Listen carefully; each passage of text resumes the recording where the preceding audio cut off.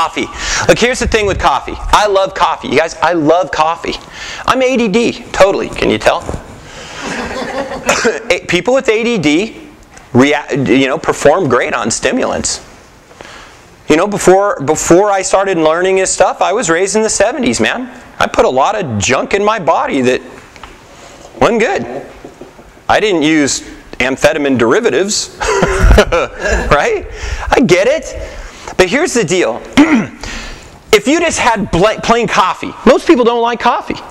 If you just had plain coffee, nothing else added to it, how much calories are in that? Like nothing. But you go to that Starbucks, read the menu. Even if you get it in a short cup, you're not getting out of there with less than a couple hundred calories. Right? It's this reality. So when we have it, we don't really like coffee. What we like is milkshakes with AMP. Cocoa with AMP. Right?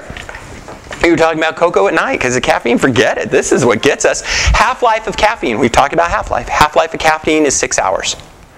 You have 200 milligrams at 6 in the morning. At noon, you still got 100 milligrams.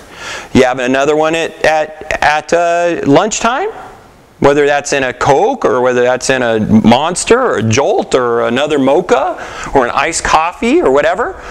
You now have 300. At 6 o'clock at night, you've got 150. And you're wondering why you can't sleep. It's like you had a fresh cup of coffee just before going to bed because that's how much caffeine's still in you. Now, the reason why caffeine does what it does is that caffeine causes vasoconstriction. That's why we use it as a medication for certain types of migraines. So it causes vasoconstriction to the meninges of the brain. And so that vasoconstriction what happens is the brain goes, I'm not getting enough oxygen. So it sends a signal to the adrenal glands to put out adrenaline. That's what gives you that jittery feeling if you drink too much caffeine. It's not the caffeine, it's adrenaline. It's also what gives you BO if you drink too much coffee, is adrenaline. Adrenaline makes you stink. Any deer hunters?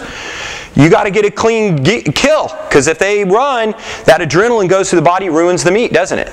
Yes. So, same for us. So you see where this is going? Well, now the body's going, oh my God, I'm dying, but God's a merciful God. So He tells the brain to produce dopamine. Dopamine feels good. So we have our dopamine, a little bit of adrenaline to keep us up. We're like this totally chilled out AMP person. Which is why we get headaches if we try to kill it.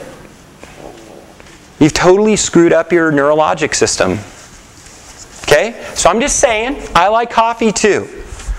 It's not as damaging as you might think, but if you were to not have coffee and it gives you a headache, you need to quit it for at least 3 days. Suffer the headache, because it's a lesson that you've been overdoing it.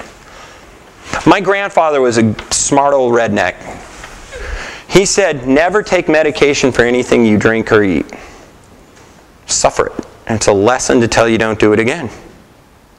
It's smart. It's a smart rule to live by. If you don't drink coffee and you get a headache, it's time to quit it for a while. Then you got to ask, why would I restart it? But I keep doing it too. I like coffee. I actually like coffee. I'll just drink espresso. I don't even like what coffee that people, I like. No, it's not if it's made right. It's like tea. Most people don't like tea because they oversteep it. You should never steep your tea more than 1 minute. Never more than a minute. You destroy all the natural sweetness of the tea.